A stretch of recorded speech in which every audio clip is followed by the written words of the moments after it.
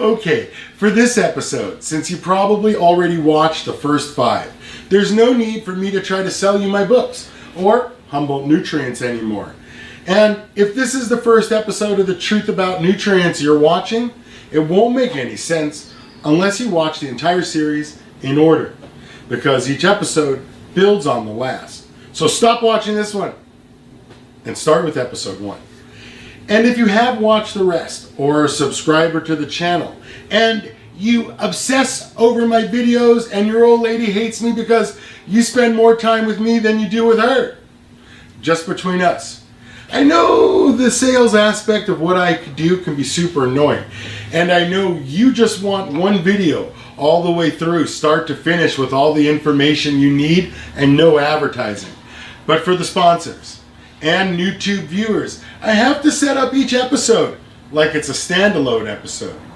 But I get your frustration, and remind your lady that at least it's not porn, right? Anyway, because this is episode 6, Examples and Advanced Strategies, and because it's the final episode in the series, we're going to get deep into it. Because in this episode, we're finally going to put it all together. We're going to put everything you need to know together. We're going to go over how to use my perfect ppm calculator to determine not only the correct ppm, but the correct ppm week by week, no matter how much light you have. And we're going to go over how to adjust any feed chart you're using for your situation, because not every garden is on a 4-week veg, 8-week flower schedule. We're also going to go over how to adjust the charts if you need to solve a problem, and how to do a flush.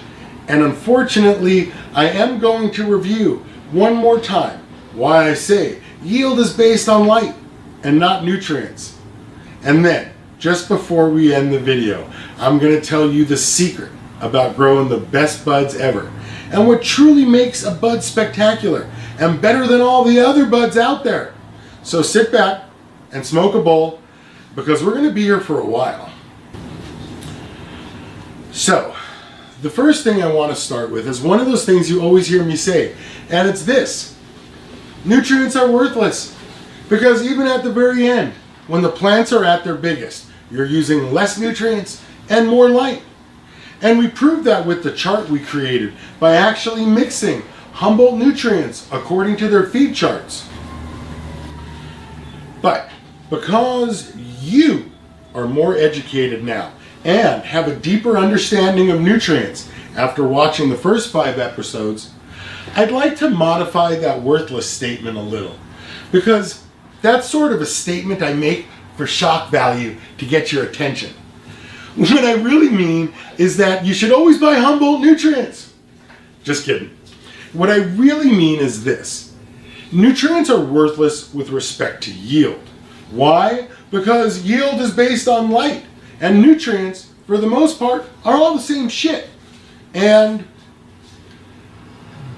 this is a very big but when you consistently get the yield you're supposed to from the light you have, because you're a good grower, the nutrients may make a difference. And that's what I want to discuss before we get into everything else. Because until you're good, they won't be. And this is a super important concept to understand, and here's why.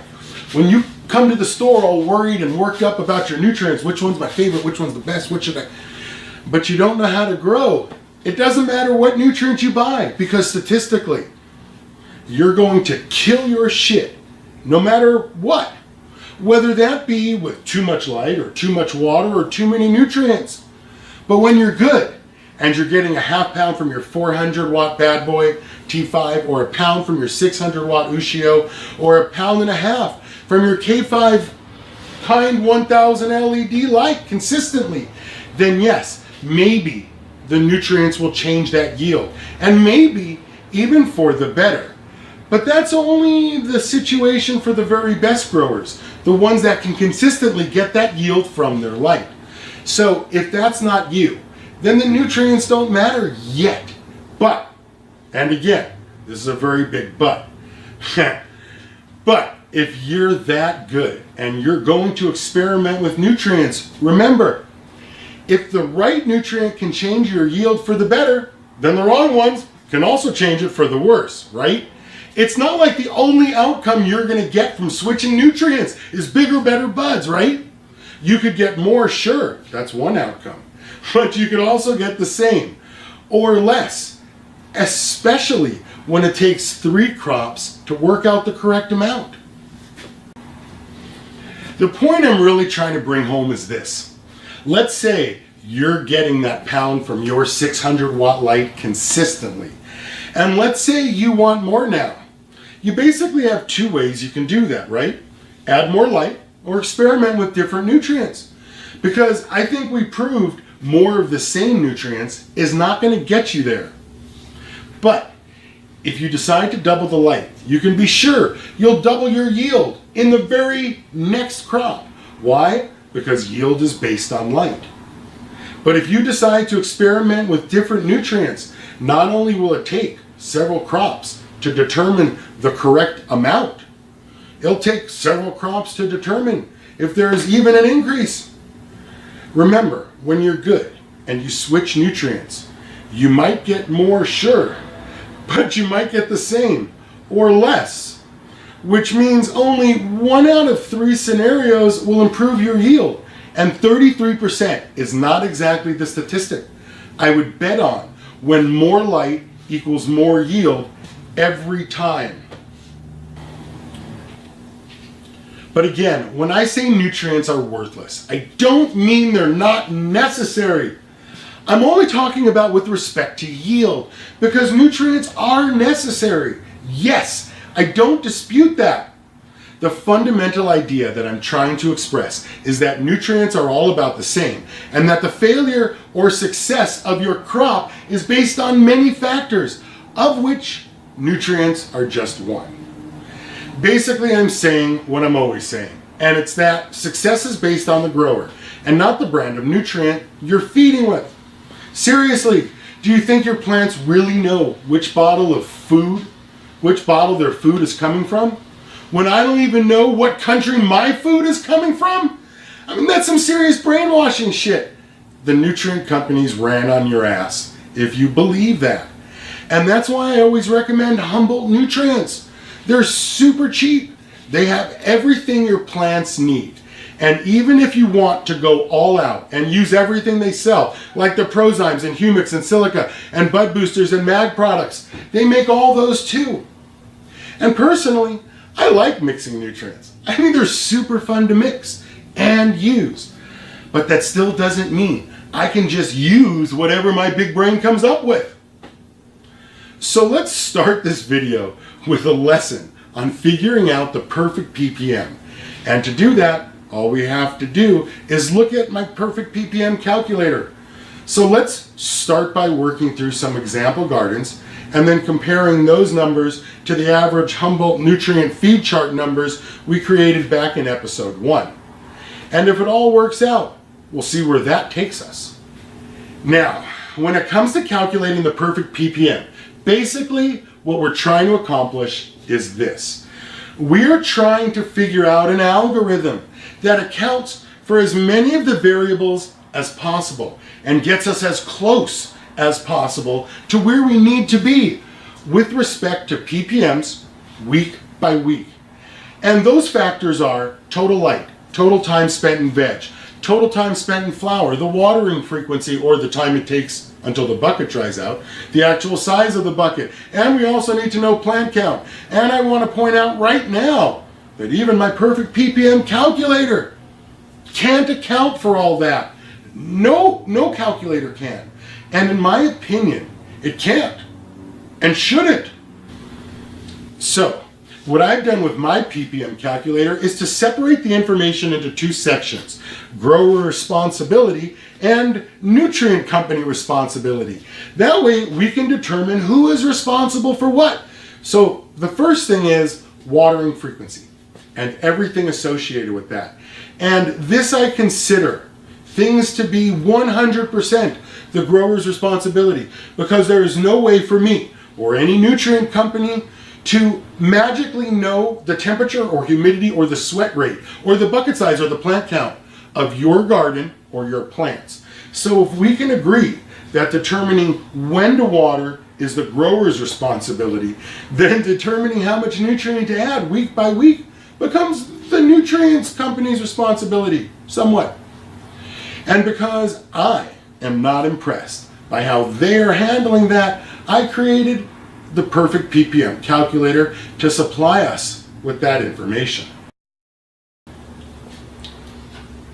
That's why when we look at the perfect ppm calculator, the first thing it asks for is total light, and then total time in veg and flower, and the canopy volume. Because once we understand that the grower is going to have to determine when to water, and therefore the watering frequency, the calculation becomes easy. We feed based on a relationship between those factors. For instance, let's say you have a 10-week-old plant that spent 4 weeks in veg and is now 6 weeks deep into flower. Would you feed it like a plant that's 10 weeks old but still in veg? And would you feed them the same if the flower plant was in a 3-gallon smart pot and the veg plant was in a 15-gallon smart pot? Perhaps they might get the same ppm, sure, but they probably won't be getting the same ratio of NPK, will they? And they probably won't be on the same watering schedule, so they won't be on the feed schedule even if just the ppms are the same. And that's exactly the situation my perfect ppm chart can account for, because I assure you, very few gardens will be on a precise, exact 4-week veg with an 8-week flower like on all of these bottles, because that can only happen with a 1 and a 3 light rotation. Because if you have a 2 light rotation, veg by definition would have to be 8 weeks. And even then, if you have a 2-week transition with an 8-week flower, you're at 10 weeks flower time, and therefore off the nutrient charts again. And if you want to know more about garden rotations and how they work and the time schedules involved, watch my 1, 2, 3 light rotation videos sponsored by Nickel City, Bad Boy T5s. Now, let's work the same example with my perfect ppm calculator, talk about the results, and then compare that to the average feed chart we created for Humboldt Nutrients. So let's start with the light. And the first question I always ask is how much light you're finishing with. And in this case, we're going to answer with 1,000 watt light and no weight adders. And the second question is irrelevant for this discussion because we're going to assume your plants are 100% healthy. Now, question 3 is about the length of your life cycle, veg plus flower, and it even accounts for the finish. See here how it says 3 weeks for media and 2 weeks for hydro? And this is to account for the flush you see in all the nutrient schedules. Personally, I think your flush needs an extra week in media because with hydro, when you change the water, the only nutrients left are in the plant. But when you flush media, some still stay in the media. But we'll get more into that later in the video when I show you how to do a flush. And finally, question 4 is almost silly, but it's specifically meant to drive home a really important point, and it's this. If a certain amount of yield requires a certain amount of time and a certain amount of light and a certain amount of nutrients, doesn't it also need a certain amount of space? Now, I tell you a 400 watt light requires a 2x4 space, 2 feet deep, for a total of 16 cubic feet. And that a 600 watt light requires 32 cubic feet, or a 4x4 space 2 feet deep, or twice the space of a 400 watt light because it's twice as bright with twice the yield. And of course, a 1,000 watt light requires 3 times the space if you want 3 times the yield.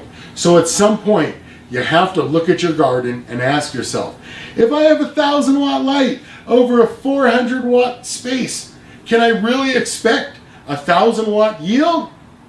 And question 4 goes over that calculation. So, back to the chart. And we know we have a 1,000 watt light. And for ease of use, let's say we have a 4-week veg and an 8-week flower, just like the nutrient vendors do, and let's subtract 2 weeks for the finish.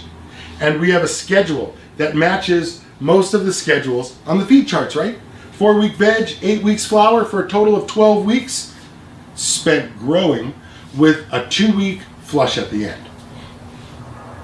Now, where most nutrient charts tell you mils per week or how many mils you're supposed to use based on the week you're in, my calculator tells you that same information but converts it into ppms. And I do that to eliminate the confusion, because 5 mils of this bottle may not add up to the same ppms as 5 mils of that bottle, and 5 mils of this shit doesn't increase ppms at all. So there would be no need to even account for it. Besides, all these charts force you to use just the one brand of nutrient. But what happens if you want to mix several brands, or mixing your own powders, or have a supplement from a different nutrient line? What then? Well, when you use mils per gallon, you can't easily convert the data.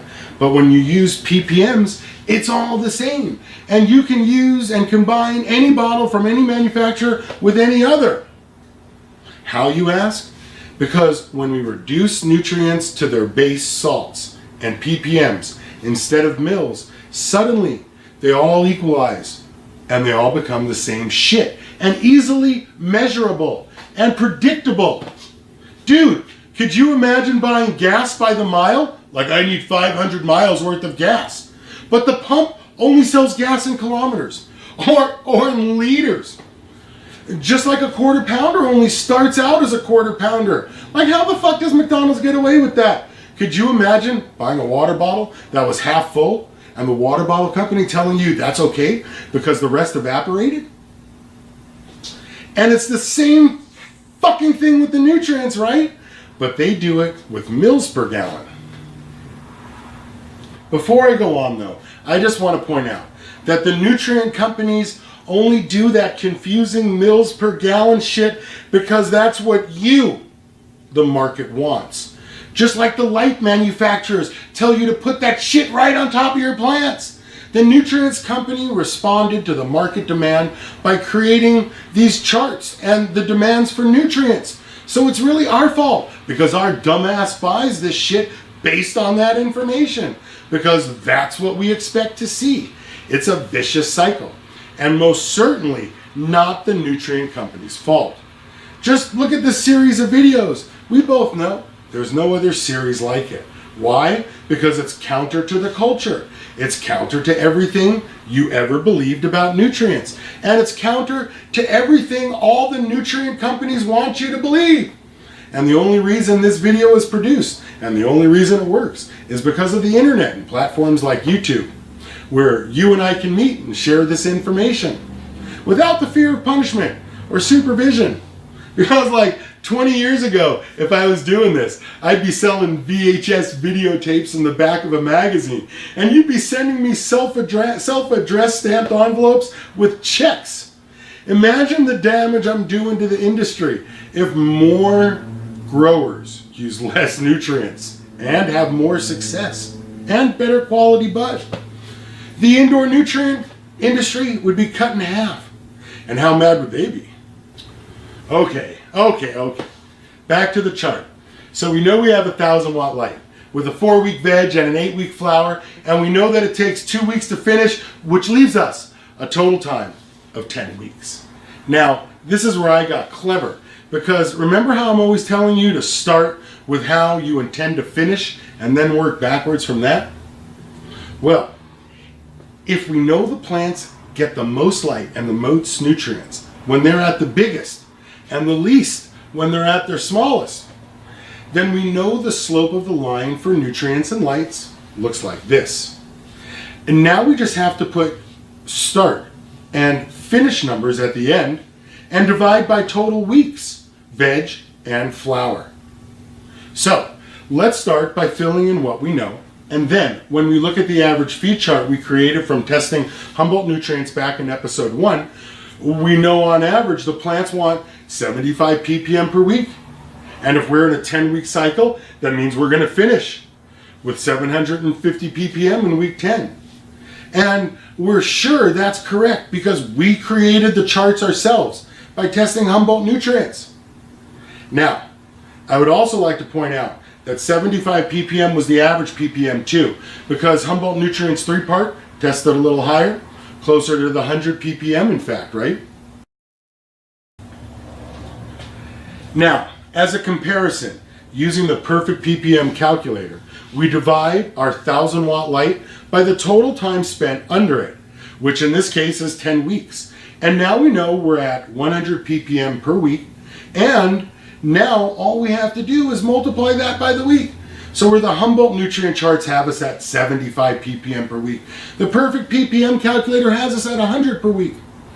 So 100 ppm week 1, 300 ppm in week 3, 700 ppm in week 4 flower, and up here before we flush at week 10, where we would be at the maximum ppm, we would be at 1000 ppm. Perfect. We're at max nutrients when we're at max light, and then as the plant's finish, we stay at the max light, but we flush and just let her finish. And then when we compare that back to the Humboldt nutrient chart, it has us at 75 ppm per week on average. Okay, so our average is closer to the 3-part than the master and oneness and natural lines. But we can see that we're still really close. But, and this is another very big but this is where the schedule falls off, right? Because what happens if you have CO2 or a light mover, right? What then? Because if we agree that a certain amount of yield requires a certain amount of light and a certain amount of nutrients, then can we not also agree that it requires a certain amount of space? Because you can't fit 1000 watt yield in a 400 watt space, right? So what happens when you have a fixed space and you add a CO2 or a light mover? What happens then? Because if both those factors increase yield by 25%, won't you also need to increase the canopy by 25%?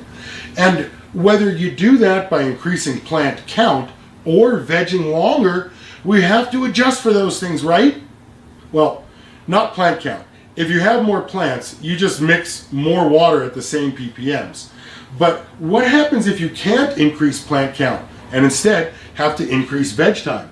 Because physically, you need bigger plants to fill that space. How do any of the feed charts account for that? They don't. They can't. But my perfect ppm calculator does. All you would have to do is increase the total time to harvest here. And the slope of the line stays the same. It just gets longer. So if you finished 1000 watt light in 10 weeks, you would be at about 100 watts and 100 ppm per week.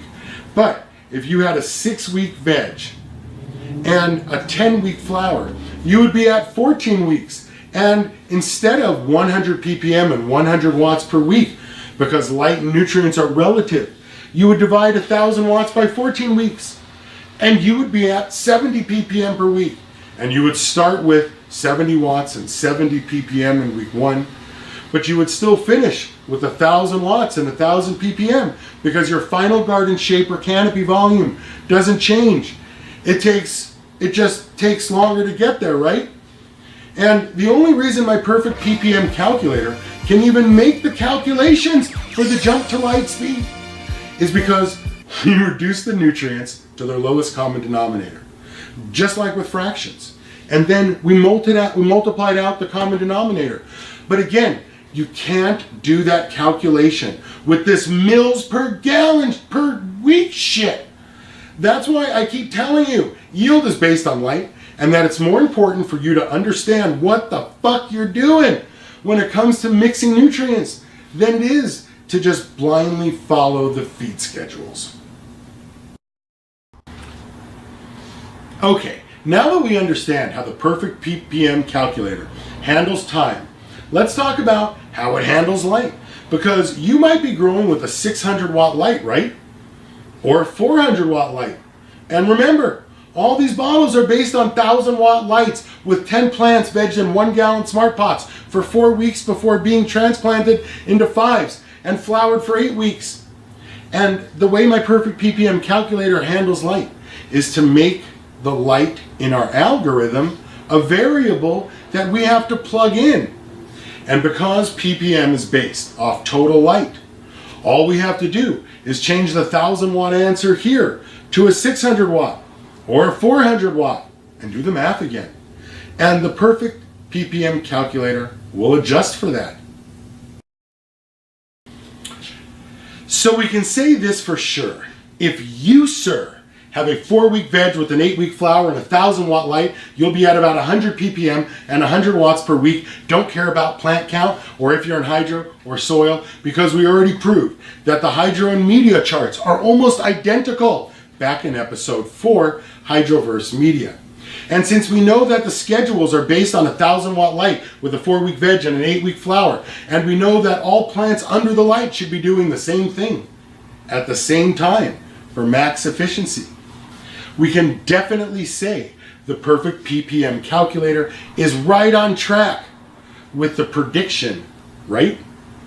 We are at 100 ppm, where our average chart is at 75 ppm.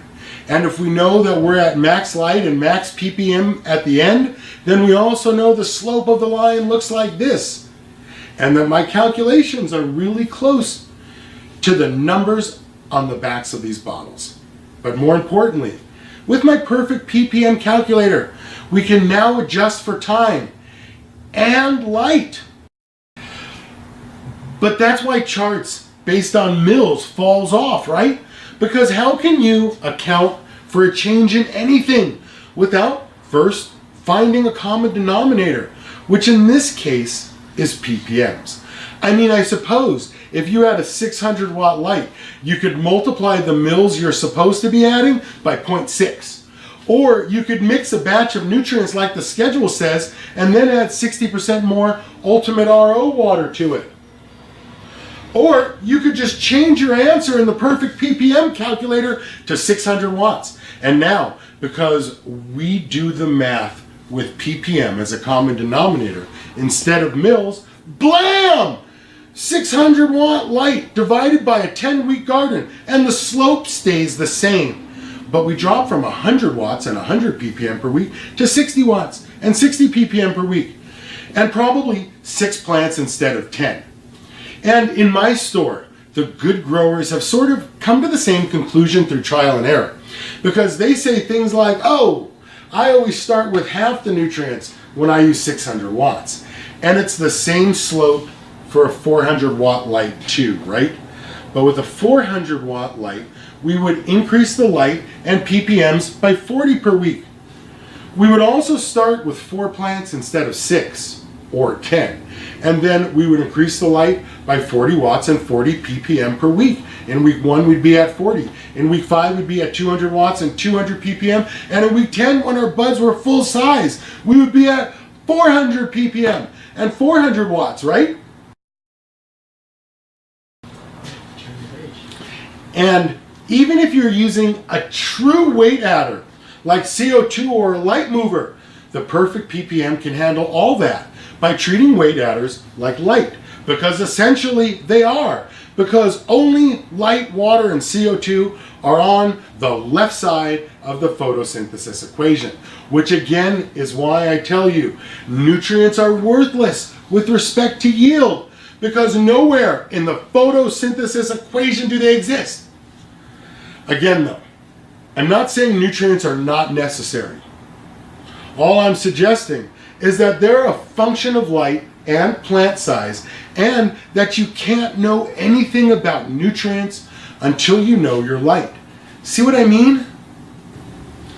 Okay, now that you see how to calculate the ppm of nutrients based on a relationship between plant size and light, can you see why I always tell you there's no chart that can answer how often to water? And can you see why we had to separate out the grower's responsibility from the nutrients? Because I understand what you're really asking, and it's not really one question. It's sort of an idea. Now, let's go over the difference between media-based grows and hydro-based. Because if you were confused about using nutrients in media, this hydro shit is going to make your head explode. And that's because up until now, we never had to think about changing a reservoir, or the size of that reservoir, or how many plants are pulling from that reservoir, right? And I know there are a lot of aspects and variables when it comes to changing the res. So I'm going to put it all together for you, whether you're in media or hydro. So if you're in media, and I don't care how much light you have, the goal is this. When you start veg or flower, you should be in a pot big enough that you only have to water once a week. And if you do that, and you follow the perfect ppm calculator or the Humboldt nutrient feed charts, you will not overfeed your plants. Now, by the end of veg, you should be watering that same pot every 3 days because the plant got bigger, which means you're going to have to water twice in a week. And that's fine if you do that. You still only feed once per week though, and that way the plant can use the rest of the nutrients left in the media, and you will never overfeed again.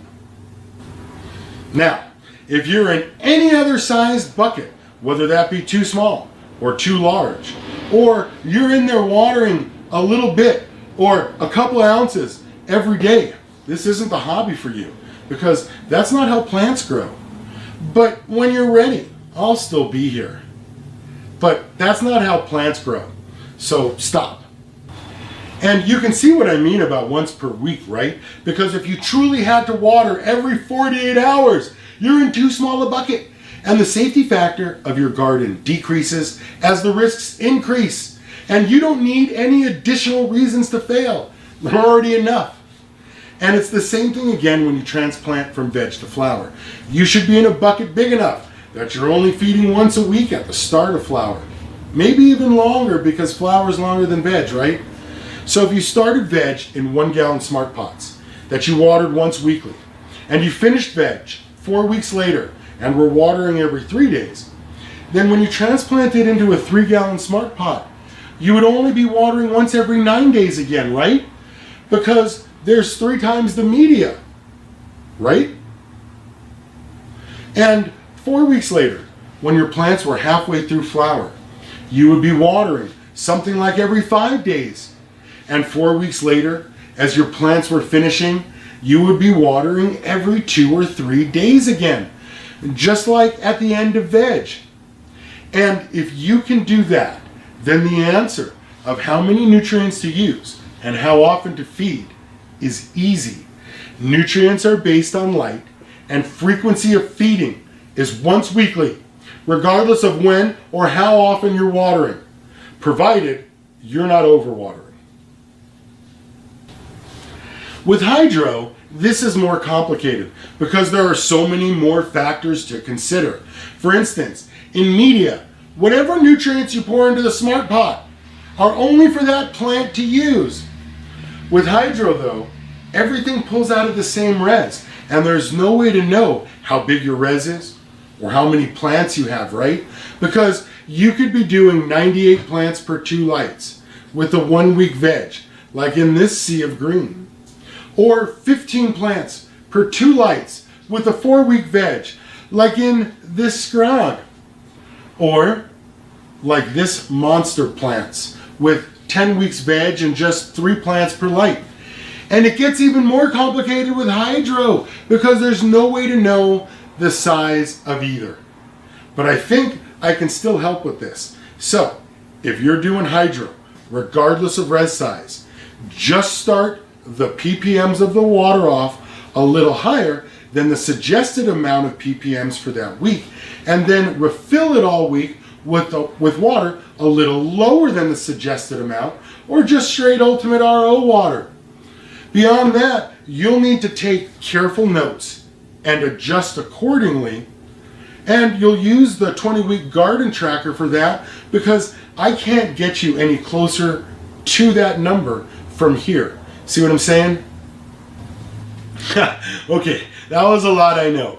But we did cover how to figure out the perfect ppm and how to adjust the feed chart based on changes in light and time, and we even talked about the frequency of those feedings. So let's go over adjusting ppms for solving problems before we do a flush, because there are two ways we can do this really. And the first way is to use the suggested ppms for that week and then add the supplement to that amount for an increase in total ppm. Or you could do the opposite. Add the supplement first, measure those ppm, and then add nutrients until you hit the ppm mark called for by that week, which means you would be adding less nutrients than the suggested amount for that week. But you would end up with the same total ppms. For instance, you're in week 4 flower. You're feeding with 750 ppm, and now you want to start adding 100 ppm of Humboldt Nutrient Ginormous, which is a bud booster. Do you increase the total ppm to 850 for the week, or do you decrease the base nutrient to 650 and substitute in 100 ppm of the bud booster? And here again, I know why the charts and the nutrient companies tell you to use more. And we know how I can get you close, but you're still going to have to take notes because we can only get so close through speculation because there's so many variables unaccounted for, like plant count and bucket size and watering frequency, which is why you need my 20-week garden tracker, because there is no way you're going to remember all this data for the next round, even though I know you think you will. What I can tell you, however, is this: err on the side of caution, because you can always add more nutrients, and 3 days later, your plants will be awesome again. But add too many, and it will take a month or more for her to recover, if she ever does. And before you decide that decreasing total ppms to account for the increase in the supplement for an overall net zero effect sounds like a better way to go, I want to tell you a little secret, and you probably wouldn't have believed me if I told you this shit 50 videos ago. But the truth is, in all the years of working behind grocery store counters, I have never ever, not once, seen a true NPK nutrient deficiency. Now, I know you're all going to scream at me about that like you do when I tell you pH lockout doesn't exist or that nutrients are worthless. And I know you're going to talk shit on the forums and in the comment section of this video. And yes, there are problems that look like nutrient deficiencies, but the reality is, the statistical probability is 99.99% of the time it's because you overwatered or the light is too close. Just ask your lady, because she's probably been telling you that shit for months now. And I can assure you, it's not a deficiency, because today's nutrients, all of them, including Humboldt nutrients, are so awesome. And you could be using so much less than you actually are. There is no way you are ever going to have a true nutrient deficiency when your plants are healthy and you're using the nutrients correctly. And if you don't believe me, you can argue the point with everybody else in Group 85 and on the forums. And let the successful growers talk over here, because those of you in Club 15 know this to be true. Okay, let's do a quick review, and then I'll show you how to do a flush. Now, I just want to say one more time before I show you how to do a flush that nutrients are based on light, and that all these bottles are based on one 1,000 watt light with 10 plants in 1 gallon buckets, vegged for 4 weeks, and then transplanted into 5 gallon smart pots and flowered for 8 weeks with a 2-week finish, because you wouldn't feed a 10-week-old plant in a 3 gallon bucket on a 4-week veg that's 6 weeks deep into flower like you would a 10-week-old plant in a 15 gallon pot that's still in veg. That's why my perfect ppm chart asks you about the total light and the total time, because who the fuck knows how long your veg and flower time is actually going to be until you actually run the strain 3 times at least, right? That's why I keep telling you growing cannabis is 50% equipment, 50% experience, and 50% the strain, because you can't account for all those factors with just the charts the nutrient manufacturers have blessed us with. Something has to be left for the grower to interpret, or everybody would be a master grower at a facility, and the value of cannabis would be the same as tobacco, like $2 a pound. Okay, before I tell you the secret to growing the best bud ever, I would like to comment on some of the comments you guys have been leaving about the nutrient videos. And the thing you guys keep coming back to is the different forms of nitrogen, or the different forms of potassium, or the different ions of magnesium.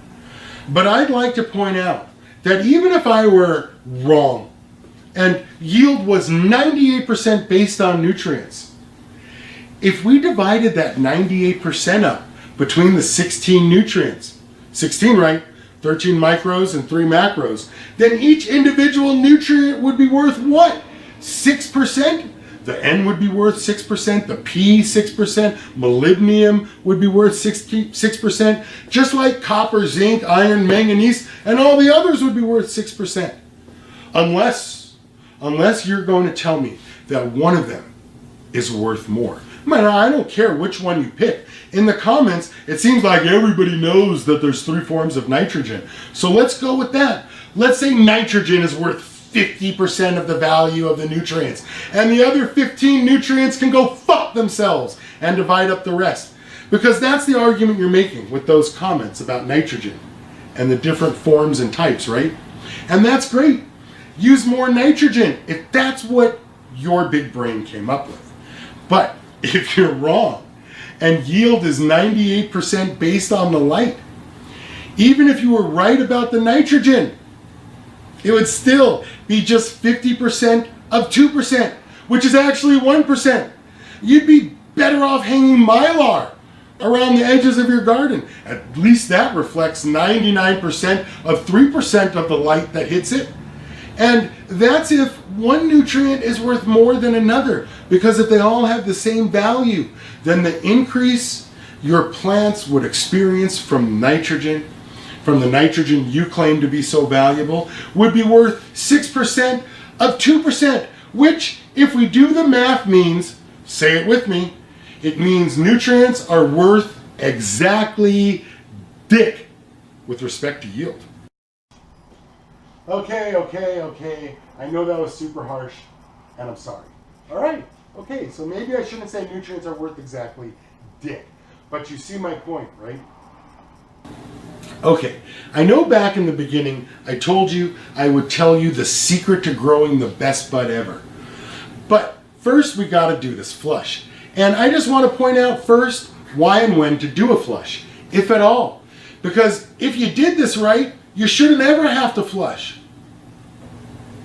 So let's start out with the difference between hydro and soil. And it's easier to start with the hydro example because it's easier to visualize.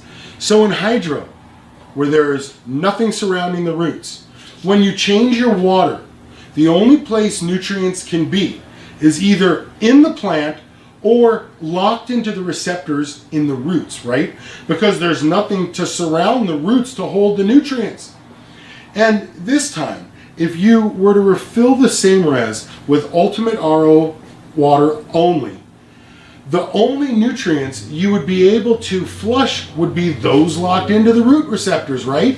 It's not like you're actually draining the nutrients out of the plant.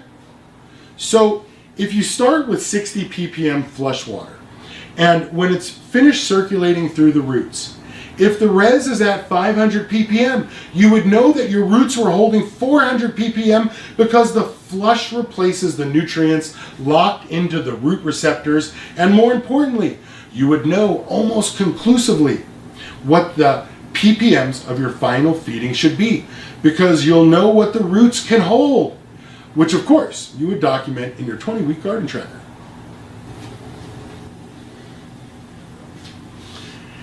Now, let's talk about a soil flush. And one of the first things I want to point out is that hydro roots are not like media roots. And you know what I mean if you grow in hydro. Because in hydro, they get bigger and bushier than they do in soil. That's why you should always start cuttings in turbo cloners like these, because there really is a difference. But for the purpose of this example, we're going to treat media roots like hydro roots, okay? And by that I mean, at the end of flower, you would have to have about the same amount of roots. Understand? And in hydro, we know what the roots hold when we do a flush because we can check the res. But in a bucket full of media, who knows what nutrients were locked into the roots and what was locked into the media? That's why I say you don't need to do a flush in hydro. Just fill the res with ultimate RO water and the plants will work it out.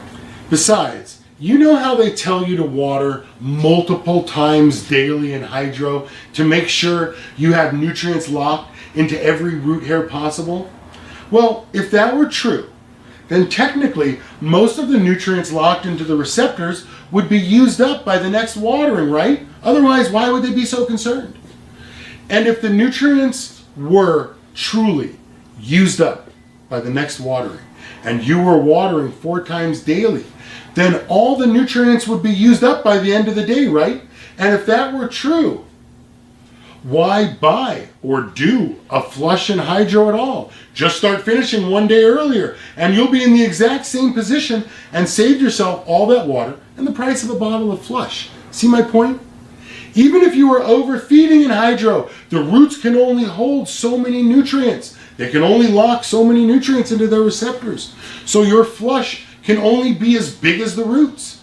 But again, with media-based grows, there's more than just the roots in that bucket, right? So, in media-based grows, even if you never overfed, you should still do a flush just because it makes it easier on the plant to finish and cure.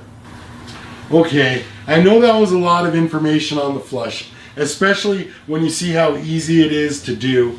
And for hydro, we would just add 10 mils per gallon and don't skimp on the water. Use as much as you would with the regular water change because you want to know that ppm information. And with media, you may have to flush twice. You may have to make 2 batches of flush because the media really holds and locks in those nutrients more than the roots do for sure.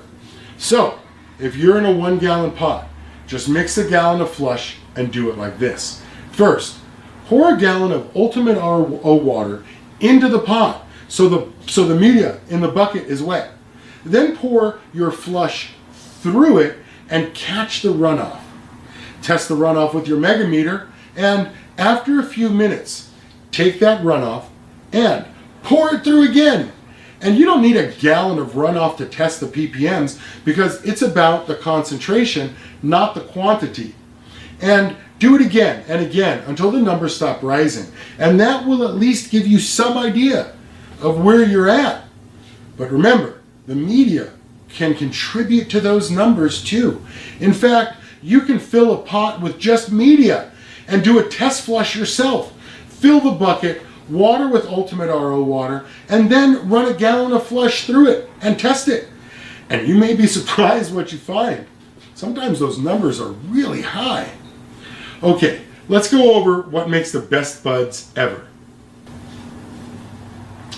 All right, you've probably been waiting longer than this video to find out what the perfect bud is. And since you know me by this point, the first thing we're going to do is define the term. So we're all talking about the same thing. And so what I think most people mean by the best bud is that sort of ultimate body high bud, or that ultimate heady high that you can laugh like you did when you first started smoking, or something that locks you into the couch and a movie for the rest of the night. Because I smoke bud all day, every day, and it's only occasionally that I get a bud anymore where I am super impressed. It all gets me high, and it's all great. But that's not what we're really talking about, is it? What we're really doing here is defining that ultimate. And so one of the first things I would like to point out is that it has to be either an indica or a sativa if we want that extreme end high. We need to look at the extreme ends of the spectrum and not at the compromises like the hybrids. But that's just the selection of the strain. It still has to be grown properly. And for this, I apply the same strategy that every farmer on the planet uses. Plant it feed it, and leave it the fuck alone. Farmers don't check on their crops 10 times a day. They're not skipping through their cornfields. It's a fucking plant. And soon as I hear someone at the store tell me, oh, I can't fail, I'm home all the time. Or, oh, I can't fail, this has to succeed, and I'll be there in there all the time to make sure it does, I already know how it's going to turn out. See my point?